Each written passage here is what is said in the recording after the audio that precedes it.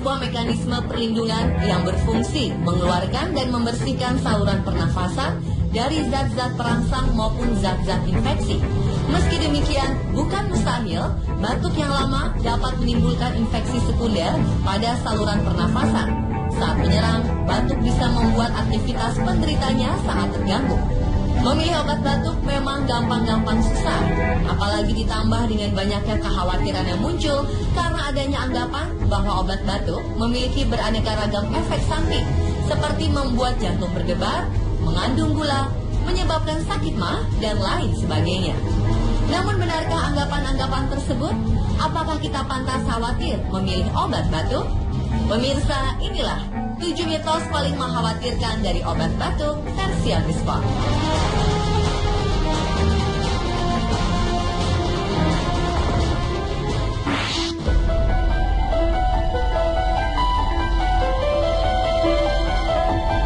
Yang pertama adalah obat batuk menyebabkan jantung berdebar.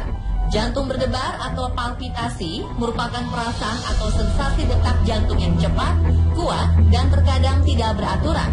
Jantung berdebar bisa dipicu stres, olahraga, penyakit, ataupun obat tertentu. Memang sebagian jenis obat-obatan ada yang menyebabkan jantung berdebar. Misalnya inhaler untuk asma, tablet untuk mengatasi tiroid, dan juga obat batuk yang mengandung pseudoephedrine dan sejenisnya.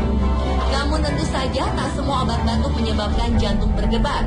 Pilihlah obat batuk yang bebas pseudoephedrine untuk menghindari efek samping jantung berdebar setelah mengkonsumsi obat.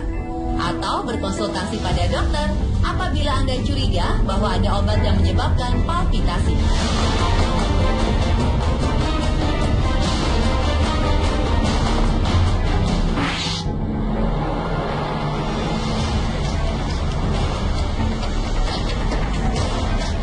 Sebagian orang merasa enggan untuk mengkonsumsi obat batuk karena kekhawatiran kandungan gulanya. Meski pada umumnya obat batuk tergolong aman, namun penderita diabetes dianjurkan untuk mewaspadai adanya kandungan gula pada obat batuk yang akan diminum. Anggapan bahwa semua obat batuk mengandung gula tidaklah benar. Oleh karena itu, kita harus jeli untuk memilih obat batuk yang bebas gula sehingga aman bagi penderita diabetes.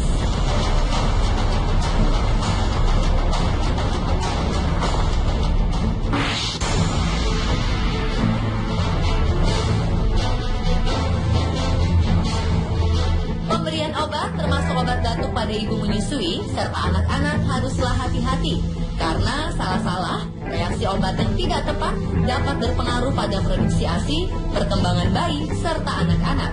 Untuk ibu menyusui, sebaiknya menghindari obat batuk yang mengandung pseudoephedrine atau phenylephrine karena akan beresiko mengurangi produksi ASI. Pemberian obat pada anak juga harus ekstra hati-hati karena jika terjadi kesalahan akan menimbulkan akibat dan cukup fatal.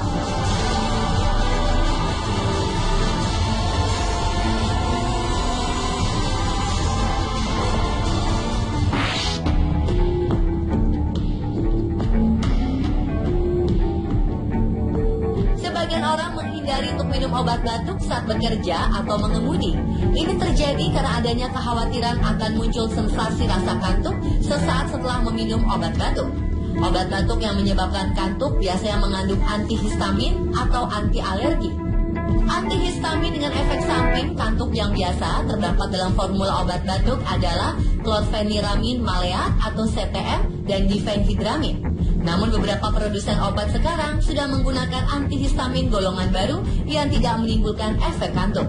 Untuk itulah kita harus cermat dalam memilih obat batuk yang tidak menyebabkan rasa kantuk.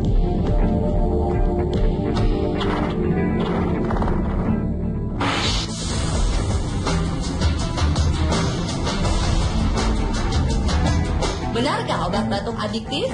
Faktanya, kebanyakan obat batuk tidak menyebabkan ketagihan.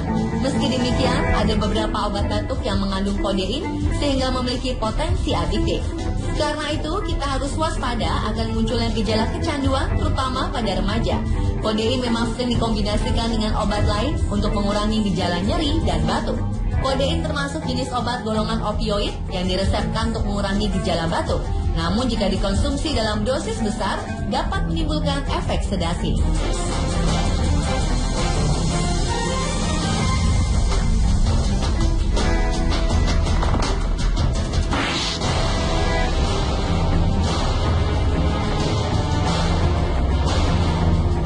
Antibiotik memang sering diberikan pada penderita batuk. Padahal menurut penelitian, ternyata kebanyakan antibiotik tidak mempan mengatasi batuk. Antibiotik tidak efektif meredakan gejala atau durasi batuk dibandingkan dengan obat yang tidak memiliki zat aktif. Dalam studi tersebut, para partisipan diberikan antibiotik 3 kali sehari selama seminggu. Selain tidak ada tanda perbaikan batuk, mereka juga mengeluhkan efek samping seperti mual, diare, dan ruam. Hanya sedikit pasien yang memperoleh manfaat antibiotik, dan utamanya adalah mereka yang memiliki hasil tes darah yang menunjukkan adanya infeksi bakteri. Karena batuk kebanyakan disebabkan oleh infeksi virus, antibiotik tidak akan mempercepat kesembuhan.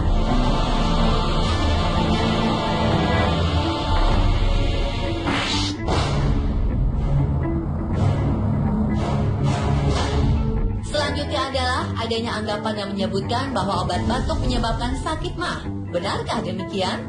Penyebab mah kronis bisa dipicu oleh banyak faktor. Hal yang sangat berperan menyebabkan mah kronis yaitu pola makan yang tidak teratur. Selain itu, beberapa jenis makanan juga dapat menyebabkan serangan mah sehingga harus dihindari. Selain makanan, penyakit mah kronis juga bisa disebabkan akibat sembarangan minum obat. Penyebab mah juga bisa dipengaruhi oleh obat-obatan kimia yang digunakan. Sehingga jika terlalu sering digunakan bisa menimbulkan efek samping seperti sakit mah. Namun, minum obat dengan dosis serta aturan yang tepat tidak akan menyebabkan timbulnya sakit mah.